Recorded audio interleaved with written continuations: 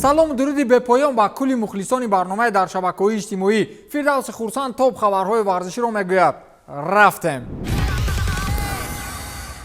меросбарон ва дӯстони наздики Ҳабиб Нурмагомедов душмании таърихиро муқобили Конор Макгрегор идома медиҳанд. баъди Ҳабиб акнун даъвогари дигар муқобили ба гуфти худ шоҳи UFC Конори ирландӣ пайдо шудааст. ин нафар Ислом Махачев мебошад ки аллакай аввалин ҷанги сарди худро муқобили Конор барпо кард ва дер ё зуду ҳатман бо Конор ба октагон медарояд. бачаҳо аллакай дар саҳифаи Твиттер бархурд карданд ва Махачев ваъда дод ки дасти Конорро аз танаш ҷудо мекунад. Ҳамзат Чимаев қавқозии дигар бошад дар дивизиони худ бо рақами 1 вазни ниммиёна Колби Ковингтон аз оғози душманиашон дарак дод. дар ҳол баъди ғолибияти Ислом Махачев бар Дэн Хукер, Конор Макгрегор бо сабки худ яъне нешзанон доғистониро табрик кард, вале баъди чанде табрикоти худро аз саҳифааш пок намуд. дар он рақобат Ҳабиб дар кунҷи октагон ба дӯсти худ маслиҳатҳо медод ва дар эфири телевизион маълум шуд ки дар охир Махачев бо шарофати маслиҳати Ҳабиб ғолиб омад. ӯ дар мавриди усули ладдеҳии Махачев бар Хукер гуфт ки дар ин ҳолат бояд бо пойҳо кор кард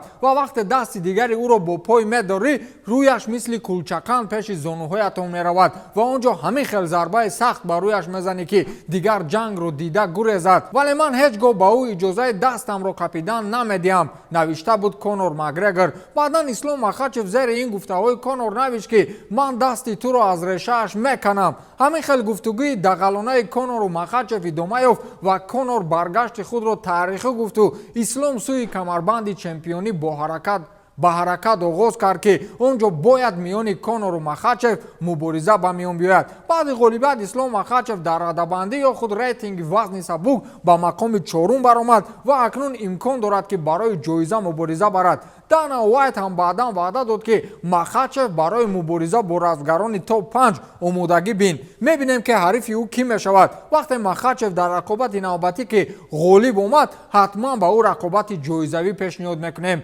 гуфт Дана Уайт. ваз дар дивизиони Ҳамзат Чимаев низ ба қавли муташанниҷ аст. лидер ё худ ба истилоҳи размӣ гапзани ин вазн Колби Ковингтон низ бо суханони заҳрдор Ҳамзат Чимаевро таҳқир кард ва ӯро ба марди занмиҷозе баробар сохт ки ҳангоми беморӣ мисли зан гирья мекунад. баъдан Ҳамзат Чимаев акси ба нокаут рафтани Ковингтонро замони рақобат бо Камару Усман гузошту навишт ки шумо ҳеҷ гоҳ маро чунин нахоҳед дид. хулас даъвои ду клитаи бузурги Оланд дар майдонҳои бузурги размӣ ҳамакнун оғоз гардид ва ҳоли ҳозир бешубҳа дар ин майдонҳо рафтгарони рус дар симои қавқозиҳо пешравӣ доранд. Ислом ки ҳоло ягон осеби ҷиддӣ ва ё зарбаи обдореро нахӯрдааст, аммо Конорро як гарданаш ношикастамон тамом.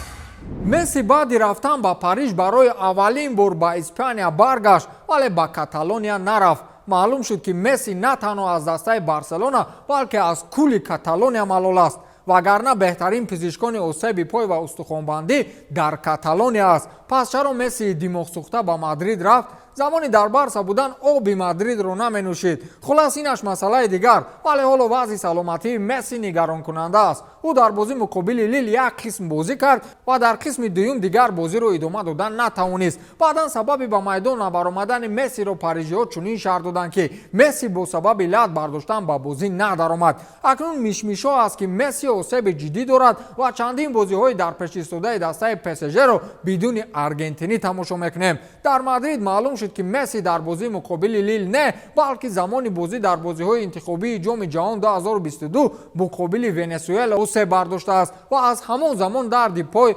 азияташ медод. табибон ҳоло дақиқ нагуфтанд ки Месси чӣ қадар ба табобат машғул мешавад, вале аллакай муқобили Лейпциг дар Лигаи Чемпионҳо ба майдон надаромад. умедворем ки Месси ба бемории азар гирифтор нашавад. тасаввур мекунед ки беҳтарин футболбози сайёраи дигар рӯзе бо нархи 15 миллион евро рӯи муқоваи пойгоҳи Трансфермаркт пайдо мешавад. дар ПСЖ ҳар кор шуданаш мумкин. масалан шумо бовар доред ки ягон даста Неймарро бо нархи 222 миллион евро мехарад?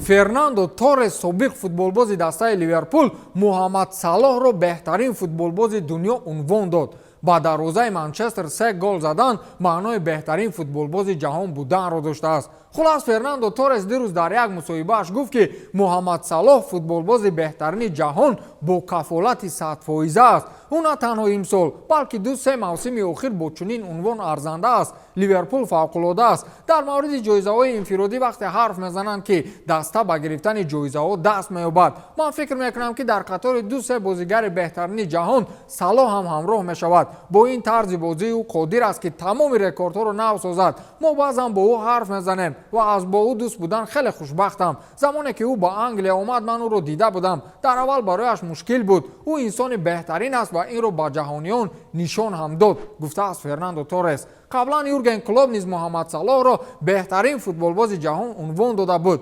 Муҳаммад Салоҳ беҳтарин футболбози ҷаҳон ки бошад, пас Месси ки аст? месси ё аз Роналду метарсад ва ё эҳтироми сахт нисбати ӯ дорад. вақте аз Месси дар мавриди номзади асосии чемпионӣ дар Лигаи Чемпионҳоро пурсиданд, ӯ аввал номи Манчестер Юнайтедро гирифт. Манчестере ки дар Ливерпул 5-0 бо Аталанта қариб ба шикаст дучор мешуд. хулас аргентинӣ гуфтааст ки мо номзади асосӣ барои чемпионӣ дар Лигаи Чемпионҳо ҳастем, аммо ягона номзад нестем. ҳама дар бораи ПСЖ ва бозигарони он мегӯянд, вале футболбозони дигар дастаҳо низ чандин сол бо ҳам бозӣ кардаанд ва ин дастаҳо низ футболбозони беҳтаринро ба бошгоҳашон овардаанд. инҳо Манчестер Юнайтед, Манчестер Сити, Ливерпул, Бавария, Атлетико Мадрид ва Челси ҳастанд, гуфтааст Месси. вақте аз Месси дар бораи муддаии чемпионӣ дар Лигаи Чемпионҳоро пурсиданд, 7 дастаи пурқуввати ҷаҳонро номбар кард. Месси ки аз таваллуд дар майдони футбол аст. ин саволро ба мане ки аз футбол бӯй намебарам медоданд агар, манам 6-7 дастаи зӯрро ном мебурдам. ё Ливерпул, ё Реал, Челси, Атлетико, Манчестер Сити, Манчестер Юнайтед. чӣ хеле ки аз ПСЖ дилам пур нест.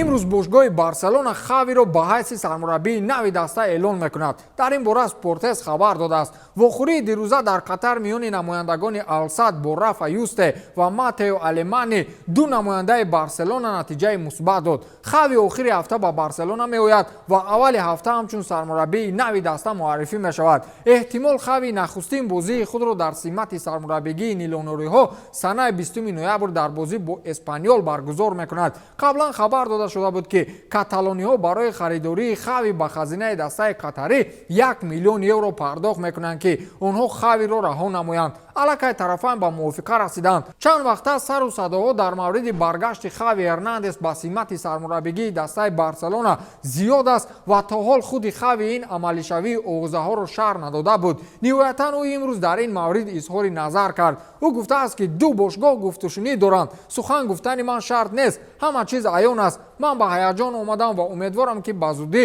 ҳама чиз ҳал мешавад. хеле дар ҳаяҷонам ки кай ба хонаам бармегардам, гуфтааст Хави. кай ба хонаам нею кай ба хонаи вайронаам бармегардам, мегуфт дуруст меомад. баргаштан ба хона мисли баргардиҳои Роналд Куман бошад лозим нест. чӣ гуфтед мухлисони Барселона? ба ҳамин тамом, то дидор, хайр.